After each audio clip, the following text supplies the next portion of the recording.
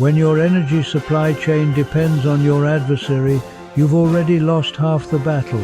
Every military planner knows it. Every logistics officer feels it.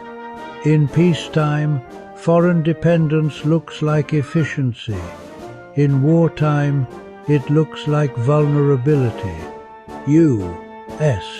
made cells mean no backdoor firmware, no counterfeit materials, no sudden export bans, and no geopolitical leverage hanging over critical systems.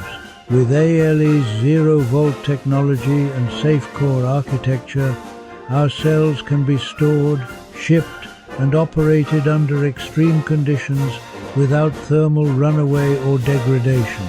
That means batteries that can sit in storage at 0 volts for months, then deploy instantly.